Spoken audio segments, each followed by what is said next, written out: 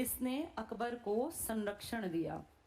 और जो अकबर था ना, तुरंत से बैरम खां अकबर की सेना 1556 में, कौन सी लड़ाई, पानीपत की सेकेंड लड़ाई, किस किस के बीच हुई है, हेमू, हेमू और अकबर। अकबर तो बच्चा है, असली लड़ाई किसके साथ हुई, बैरम खां।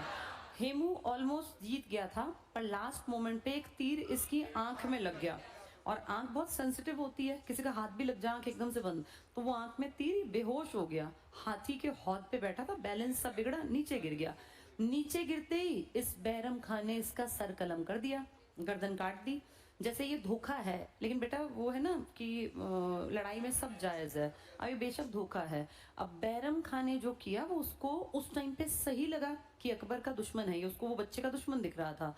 इस कारण से पानीपत की दूसरी लड़ाई में किसकी जीत हुई, यहाँ से फिर इनका पॉजिटिव टाइम चल पड़ा। अगले के बाप ने और दादा ने दोनों ने संघर्ष किया, उनके पास कुछ था नहीं, भागना पड़ा था, लेकिन इसको एक आदमी मिल गया जिसने इसकी प्रॉपर्टी भी बढ़ाई और इसकी केयर भी की। 1556 से 60 में अकबर बड़ा भी तो हो गया, कितने साल का हो गया, 18 साल, तुम लोगों की उम्र का एक लड़का। जब जवान होते हैं ना तो सबसे ज्यादा बुरे अपने माँ बाप ही लगते हैं। एक टाइम आता है लाइफ में जब सबसे ज्यादा दुश्मन अपने माँ बाप दिखते हैं। ऐसा ही अकबर के साथ हुआ। अकबर को लगा कि ये आदमी मुझे मेरी मर्जी नहीं करने देता, हर काम में अपनी टांग अड़ाता है, और ये कौन है, मेरे पिताजी मर गए तो ये मेरा पिता की जगह थोड़ी ना है, मेरी मर्जी, मैं बादशाह हूँ, मैं कुछ भी करूँ। अकबर 18 साल का होते होते बैरम खां को कहता है, आपने मन मर्जी बहुत चला ली, जैसा मेरा मन करेगा मैं वो करूंगा। बैरम खां थोड़ा सा ना स्ट्रिक्ट आदमी था, जिसने अकबर के खिलाफ संघर्ष किया इसने उसका मर्डर कर दिया। ये उसको बख्शता नहीं था, ये कहता था अपने दुश्मन को अगर हमने जिंदा छोड़ा वो फिर आएगा। असलियत में ऐसा ही होता है, हमने ये गलती पहले भी कर रखी है। 1191, 1192 की लड़ाई कभी होती ना अगर 91 में क्या करते, गौरी को मार देते। जिस प्रॉपर्टी से आया गौरी भी तो वहीं की पैदाइश था, गौरी नहीं उसी इलाके, गौर वहीं तो है, ये ईरान अफगानिस्तान की बेल्ट, तो इसका मतलब ये अपनी जगह बिल्कुल ठीक था।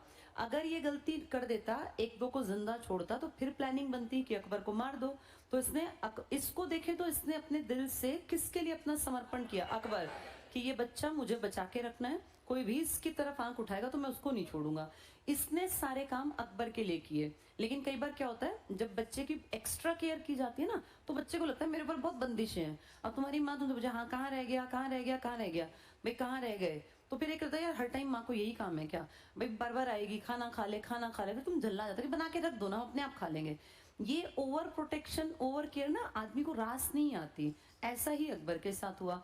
अकबर ने इनको कहा कि भाई आप हर चीज में अपनी मर्जी चलाते हो, मैं जिसको कहता हूँ नहीं मारना आप उसको भी मार देते हो। तो बदतमीजी हुई, तू मैं हुई। बैरम खान को इसने कहा आपने बहुत कर लिया, मुझे अब आपकी बिल्कुल जरूरत नहीं है, मैं आपको इज्जत के साथ ये बात कह रहा हूँ, आप अपनी हज यात्रा पे निकल जाओ। तो अकबर ने किसको चलता कर दिया, बैरम खां को। कितना ज्यादा, अब इसको अपने पार्ट पे देखो, हम बैरम खां तो दुख होगा ना कि यार इसको हम मार देते तभी ठीक रहता, हमने तो इसकी भलाई के लिए इसको जिंदा रखा, इसके खाने का ध्यान, क्योंकि तब तो कोई एक चुटकी जहर मिलाता बच्चा मर जाता। इसने कितनी केयर की होगी, इस बात को सोच के देखो। एक राजा के बच्चे को जिंदा रखना बहुत मुश्किल था, चैलेंजिंग था। कितने सेनापति, कितने अर्थ मंत्री, वित्त मंत्री, कितने मंत्री इसको मारना नहीं चाहते होंगे क्या, और बड़ी प्रॉपर्टी थी, फ्री की इतनी बड़ी प्रॉपर्टी पे कौन नहीं चाहता मेरा बेटा राज करे। तो इस तरह से बैरम खान ने इसको प्रोटेक्शन दिया, लेकिन इसको वो बुरा लगने लगा, बंदिश लगने लगी, इसने इसको चलता कर दिया। बहुत लोग कहते हैं कि बैरम खां को किसी बाद में रास्ते में किसी ने मार दिया, कुछ कहते हैं कि नहीं ये वापस आया, इसने विद्रोह किया, अकबर ने मरवा दिया। जो भी हुआ हो, ये फाइनली मारा गया, इसकी हत्या कर दी गई। हाँ, इसका एक बेटा था जिसको अकबर ने पूरी इज्जत दी, और अपने नवरत्नों में से एक, मतलब 9 रत्न जो बड़े कीमती थे उनमें से एक बैरम खां का ही बेटा था। तो अगर वैसे देखें तो अकबर ठीक आदमी था, क्या पता ओवर भी करता हो बैरम खां, पता नहीं, चलता बुढ़ापे में दिमाग सठिया जाता है। कई बार नहीं, बुढ़े लोग होते हैं वो केयर करते करते मतलब इंसान को परेशान कर देते हैं, वैसा भी हो सकता है। जो भी रहा हो, अब अकबर समझदार हो गया, कितने साल का। लेकिन जिसके माँ बाप ना हो ना बेटा, अमूमन उनके ऊपर दूसरे लोग अपनी मर्जी चलाने लगते हैं। तो इसको जब ये छोटा, जब पैदा हुआ था ना 1542, तो इसके फादर को सबसे बड़ा डर था कि मेरे बेटे का मर्डर करेगा कोई ना कोई। क्यों? क्योंकि ये बादशाह का बेटा है, और इसके दादा और मैं, हम दोनों भारत के बादशाह रहे, तो तो कोई इसको मारेगा ये सोच के कि ये आगे बादशाह वापस ना बन जाए। तो हुमायूं के मन का डर कैसे दूर करे, उसने अपनी एक नौकरानी को बुला के, जिसका बेटा था अभी अभी जन्मा था, इसने उसको कहा कि तू इसको ले जा और तू सबको यही बताना कि तेरा बेटा है, तेरे ही घर रहेगा, तू ही खिलाएगी पिलाएगी, हमसे कोई संबंध नहीं, जब ये पल बढ़ के बड़ा हो जाएगा तब हम इसको ले लेंगे। नौकरानी इतनी अच्छी औरत थी, वरना आज की औरतें हो तो 10 जगह फोटो खींच के डाल दें कि देखो ये हमने अडॉप्ट कर लिया। उस बेचारी ने कभी किसी को नहीं बताया, किसी को नहीं पता चला कि ये अकबर है। इसने पाल पोस के बड़ा किया अपने बेटे के बिल्कुल बराबरी पर, उतना ही खिलाना पिलाना, उतना ही सारा काम करना। तो जब इसने अकबर ने उसको भगा दिया ना, 18 साल का हो गया, किसको, बैरम खां, तो फिर इसको ये मत सोचो, इसको सोचो अब ये इसकी माँ है, क्योंकि बच्चा तो जिसके पास रहेगा उसी को माँ मान लेगा।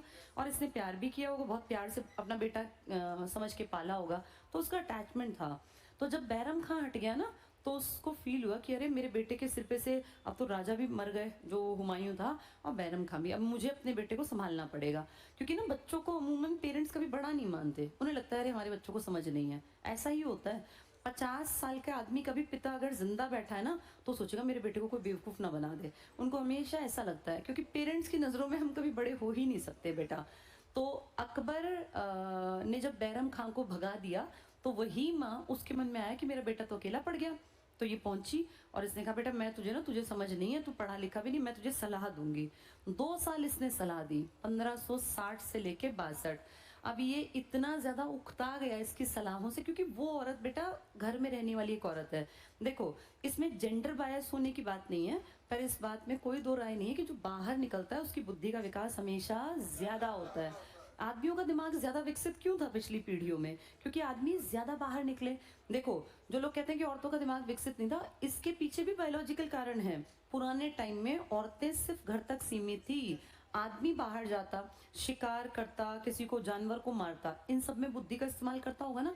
ऐसा तो नहीं जा रहा और शिकार पकड़ के ले आया। शिकार को मारना है तो पहले छिपना पड़ेगा, फिर उसको देखना पड़ेगा कौन सा पत्थर फेंक के मारूं कि इसको लग जाए, कहाँ से इसको छिप के पकड़ लूं, यही तो करता होगा। जितने आदमी काम करेगा उतना उसका दिमाग शार्प बनेगा। औरत तो घर बैठी अपना आ जाएगा, कोई जानवर मार के ले आएगा, उसको पका के खा लेंगे।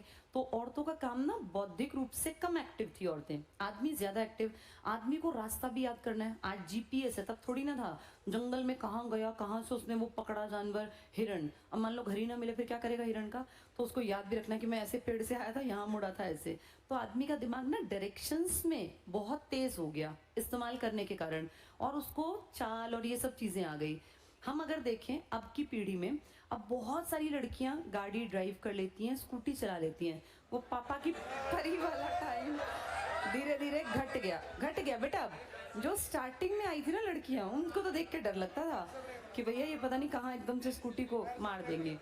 हाँ लेकिन अब तुम एक चीज मानो, कल को जब तुम सब बड़े होगे, तुम्हारे घर में जो बेटी होंगी अगली पीढ़ी में, वो सब बढ़िया चलाएंगी गाड़ियां, क्योंकि धीरे धीरे धीरे बौद्धिक विकास होने लग गया।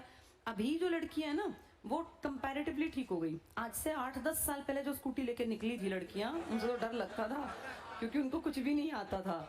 उनको ये भी समझ नहीं थी कि पीछे से कोई आ रहा है तो मैं इंडिकेटर दे दूं, मुझे मुड़ना है तो।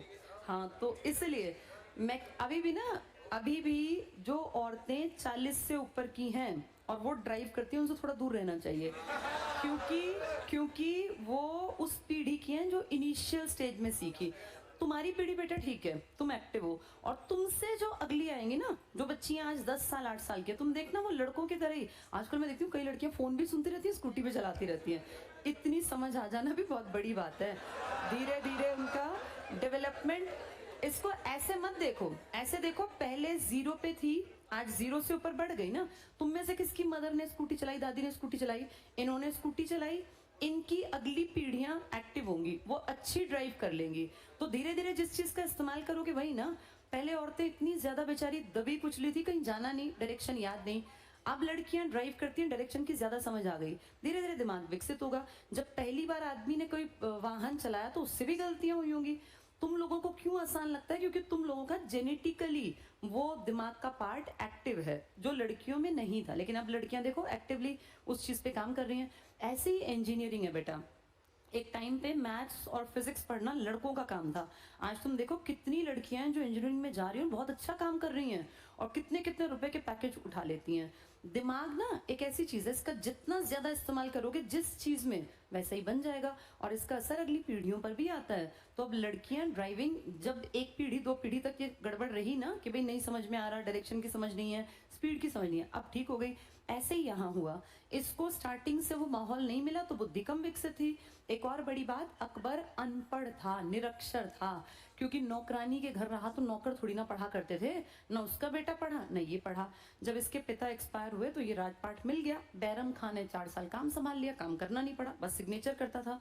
अब 2 साल जब माँ ने काम संभाला, महामंगा ने, तब फिर इसने फील किया कि यार बात नहीं बनेगी, क्योंकि औरत का दिमाग तो उतना विकसित होगा नहीं। 1500 में कौन सी औरत इतनी एडवांस थी, कौन अखबार पढ़ती थी, कौन पॉलिटिक्स की बातें जानती थी। तो वो सोच जितनी छोटी होगी वैसी सलाह देगी। तो इस टाइम को कहते हैं पेटीकोट साम्राज्य। पेटीकोट साम्राज्य एग्जाम में आ जाएगा, किससे संबंधित था, तो क्या टिक करके आओगे, ये अकबर के राज से 1560 से 62 तक का टाइम क्या कहलाया। फिर इसकी समझ में आ गया कि भैया अपने मरे बिना स्वर्ग नहीं दिखेगा, अगर मुझे राज करना है ना तो मेरे अंदर अक्ल होनी चाहिए। मैं कभी बैरम खां के ऊपर मुंह धोके कि भैया ये कर देंगे, कभी माँ के ऊपर नहीं काम चलेगा, मुझे सीखना पड़ेगा। सीखने का क्या साधन, उम्र भी तो भागती जा रही है। 1542 में पैदा हुआ आदमी 1562 में कितने साल का हो गया। अब स्कूल की उम्र तो गई, स्कूल में तो जा नहीं सकता, मदरसे में जा नहीं सकता, क्या करे, लेकिन बुद्धि तो बढ़ानी पड़ेगी। ना कोई समझ, ना सोच, ना कुछ भी नहीं आता पता। तो सोचा अब मैं क्या करूं। इसने दिमाग लगाया कि 2 तरीके से ज्ञान आता है, या तो मैं पढ़ पाऊं, पढ़ तो मैं सकता नहीं। अब दूसरा तरीका है सुनकर, सुनकर भी नॉलेज आती है। आप कितनी सारी अच्छी वीडियोस देखते हैं जिसमें अच्छी अच्छी जानकारी, तो आपको नॉलेज बढ़ जाती है ना आपकी। इसने दिमाग दौड़ाया कि मुझे सुन के सीखना पड़ेगा। अब सुनकर किससे सीखूं, तो मैं उस टाइम पर धर्म बड़ी चीज थी और हर धर्म में कोई ना कोई, जैसे हिंदुओं में क्या थे, साधु संत, ये क्या सिखाएंगे किसी को, वेद पुराण महाभारत यही तो बताते होंगे। ऐसे मुस्लिम्स में कौन लोग थे, सूफी थे, है ना, उलेमा थे, सूफी थे। ऐसे ही क्रिश्चियंस में जो थे वो प्रीस्ट नहीं बोलते उन लोगों को, प्रीस्ट, हाँ पादरी जिसको बोल देते हैं हम। इस तरह से ही सिखों में बहुत सारे गुरु थे। तो इनको लगा कि यार ये लोग हैं जो मेरी इंटेलिजेंस के लेवल को बढ़ा सकते हैं, मेरी समझ को बढ़ा सकते हैं। तो अब इनको कहाँ बुलाऊं, तो इसने एक इबादत खाना नाम की जगह डेवलप कराई। इबादत होता है पूजा, एक तरह से इबादत खाना। और इसने कहा मैं यहाँ ना मेन मेन लोगों को बुलाऊंगा और उनसे बैठ के पूछूंगा उनसे कि भाई तुम क्या सोचते हो, दुनिया क्या है, मानवता क्या है, शरीर क्या है, आत्मा क्या है, मन क्या है, और राजा के क्या कर्तव्य हैं, क्या नहीं करना चाहिए, क्या करना ठीक है। तो इसने इबादत खाना बनवाया और इस इबादत खाने में 2 बड़े बड़े मान लो ऐसे बेंच, मतलब बैठने के लिए।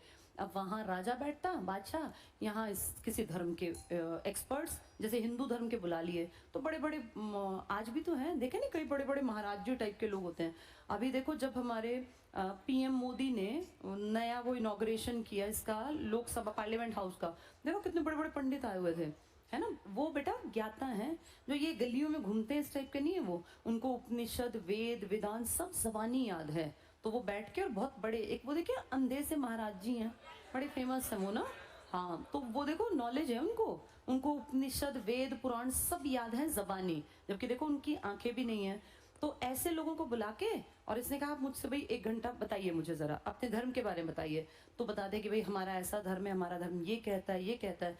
सुन सुन के आदमी को ज्ञान है, अच्छा हिंदू धर्म ये कहता है। फिर ऐसे ही अगले दिन यहाँ कोई ईसाई बुला लिए, पादरी। ईसाई कहाँ से आ गए अब तक देश में, क्योंकि पुर्तगाली आ चुके देश में, दक्षिण भारत में 1498। और जब इसको राजपाट मिला तो ईसाई आके यहाँ अपने वो चर्च वर्च और ये सब साउथ में बना चुके थे। तो फिर इसने ईसाइयों को बुलाया, भाई तुम बताओ। तो उन्होंने बताया जी हमारे ऐसे ऐसे हमारे एक भगवान थे, बैतलहम में जन्मे, वो ये कहते थे मानवता के लिए ये करो, और शरीर इसलिए, आत्मा इसलिए, इस तरह की बातें। तो उससे भी नॉलेज आई। फिर इसने अपने धर्म के बुलाया कि आप क्या कहते हो उलेमा, आप क्या कहते हो जो पढ़ाने वाले सूफी वगैरह। तो सब कुछ सुन सुन के फाइनली इस आदमी की नॉलेज का स्तर पहले के मुकाबले बहुत ज्यादा बढ़ गया। अब इसके सामने कोई भी बात करता तो ये जवाब दे पाता। पहले तो ये ब्लैंक था, नील था, इसको कुछ भी नहीं आता था। अब ये बोल पाता था। धीरे धीरे धीरे इसका ज्ञान बढ़ा और इसको समझ में आया कि सब धर्म एक ही बात करते हैं। हिंदुओं ने भी कहा झूठ मत बोलो, मुसलमानों के, इस्लाम वालों ने भी कहा, क्रिश्चियनिटी ने भी कहा, बौद्ध ने भी कहा, जैन। तो इसको बेसिक बात समझ में आई कि सब बातें एक जैसी ही होती हैं। सब कहते हैं इंसानियत पे काम करो, झूठ मत बोलो, चोरी मत करो, वही 4 नियम। तो इसने फिर कहीं ना कहीं फील किया कि सब धर्म एक बात करते हैं और मैं अपना धर्म चलाऊंगा। सिर्फ 40 साल की उम्र में 1582 में इसने अपना धर्म तौहीद ए इलाही चला दिया। इसी को कहते हैं दीन ए इलाही। एक आदमी जो बिल्कुल इलिटरेट है, जिसको कुछ भी नहीं आता, 18 साल 20 साल तक जिसने कुछ नहीं किया, उसने अगले 20 साल में इतनी नॉलेज हासिल की कि वो एक धर्म चला के, और फिर वो पता कितना बढ़िया आदमी बन गया। ये कहता है जिसका मन करे मेरे धर्म को मानना, ना मन करे मत मानना, मैं कभी नहीं कहूंगा कि जबरदस्ती मेरा धर्म मानो। इससे पता चलता है कि इसको सच में समझ में आ गया कि सब धर्म बराबर है। लेकिन एक राजा है ये। अब राजा ज्यादा लीनियंट होगा तो भी दिक्कत है। राजा को राजपाट भी संभालना है, लड़ाइयां भी करनी है। लड़ाई करनी है तो भैया युद्ध नीति, रणनीति, चालाकी भी चलनी है। इसके दिमाग में एक बात आई कि मेरा सपना, मेरे दादा ने 4 साल में प्रॉपर्टी जितनी बनाई, मेरी ड्यूटी है मैं उस प्रॉपर्टी को बहुत बढ़ा दूं। और बढ़ाने के 2 ही तरीके हैं, या तो मैं सबसे युद्ध करूं या फिर आसपास के राजाओं के साथ वैवाहिक या मित्रवत नीति बना लूं। जिनके घर में बहन बेटी है शादी लायक, वहां तो विवाह संबंध, और जहां बहन बेटी नहीं है किसी के घर में तो वहां दोस्ती, नजराना, उपहार। ये ना आज से नहीं है, ना ही ये अकेला है। ऐसा करने वाले याद करो मगध में भी हुए थे, जो हिंदू, जिसको हम कहते हैं टिपिकल हम सनातनी। तो इसका ये एग्जाम्पल है कि राजाओं ने हमेशा से ऐसा ही किया है और हम अभी भी ऐसा ही कर रहे हैं। हम नेपाल के साथ इस टाइम पर मित्रवत नीति में हैं, चाइना के साथ, पाकिस्तान के साथ हमारी युद्ध नीति है। वैवाहिक संबंध अब नहीं रहे उतने, क्योंकि अब तो लोग अपने आप ही मर्जी से शादी करते हैं। लेकिन पहले राजा अपनी बेटी, अब एज सच राजा रहे भी नहीं ना, तो ये जो संबंध है ना, ये उस टाइम पर भी इसने अपनाए, जिसके चलते इसके संबंध राजस्थान के राजाओं के साथ कंपैरेटिवली अच्छे हो गए। कुछ लोग जो इसकी बात नहीं माने, जो इसको विधर्मी मानते थे, जैसे राणा सांगा था ना, राणा सांगा किससे लड़े थे? बाबर। गाजी बोला था उसने अपने आप को। राणा सांगा का पोता आ गया वहां, बाबर का पोता, यहाँ राणा सांगा, आमने सामने। कौन है ये?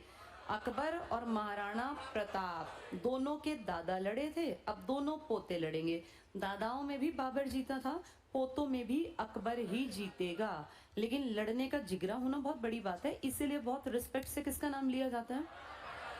महाराणा प्रताप का भी और राणा सांगा। दादा पोता दोनों सम्मान के योग्य हैं, और छोटी सी सेना के बलबूते इतना बड़ा डिसीजन कि हम इनसे टक्कर लेंगे।